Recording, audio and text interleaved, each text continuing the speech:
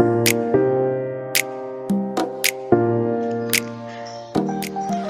hari ini kita akan mempelajari tentang jarak garis dan bidang. Jarak garis dan bidang ini akan dibagi menjadi 3 bab. Yang pertama yaitu jarak antara dua garis, yang kedua jarak garis dan bidang, dan jarak antara dua bidang. Sebelum memasuki pelajaran, alangkah baiknya kita mengetahui tujuan pembelajaran dari pelajaran tersebut. Itu yang pertama, dapat mendeskripsikan konsep jarak dan sudut antara garis atau tinggi, bidang atau bidang, dan irisan dua bidang dalam bangun ruang dimensi 3 dan menerapkan dalam menyelesaikan masalah. Dan dapat menyelesaikan konsep jarak, sudut antara garis atau bidang, bidang atau bidang, dan irisan dua bidang dalam pemecahan masalah bangun ruang dimensi 3. Oke, selanjutnya kita memasuki materi, yaitu yang pertama, jarak antara dua garis. Jarak antara dua garis dibagi menjadi dua, yaitu jarak dua garis yang sejajar dan jarak dua garis yang bersila. Jarak garis yang sejajar terdapat gambar garis G dan garis H.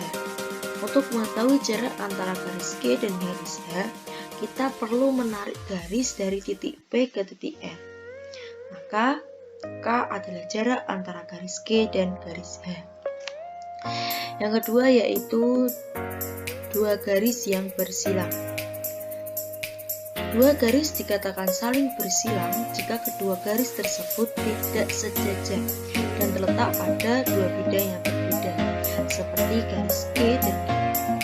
garis GB dan garis ED. Contoh soal itu yang pertama, diketahui balok ABCD panjang AB 8 cm, panjang EH 3 cm, dan panjang GC 4 cm. Temukan jarak AB dan jarak HG. Untuk mengetahui jarak HG dan jarak AB ini, kita perlu mencari garis miring dari segitiga GBC. Karena jarak antara garis HG dan garis AB itu sama dengan diagonal bidang FGCB atau sama dengan garis dari segitiga GBC. Maka sudah diketahui bahwa GB adalah 5 cm, maka garis GB itu sama dengan jarak garis AB ke garis HG, garis GB sama dengan jarak garis HG dengan AB, jadi jarak garis AB ke garis HG adalah 5 cm. Oke, selanjutnya jarak garis terhadap bidang. Terdapat garis G dan bidang, kita sebut ini bidang H. Terdapat garis G dan bidang H. Untuk mengetahui jarak antara garis G dan bidang H, maka kita perlu menarik garis dari titik P ke titik aksen seperti ini. Contoh soal, diketahui kubus ABCDEFGH mempunyai panjang rusuk 8 cm. Tentukan jarak garis AE terhadap bidang BDHF. Oke, cara penyelesaiannya yaitu jarak garis EA terhadap bidang HFBD itu sama dengan setengah dari diagonal garis EG. Jadi yang pertama kita mencari garis EG. EG adalah sisi miring dari segitiga EHG, maka kita perlu menggunakan rumus Pythagoras.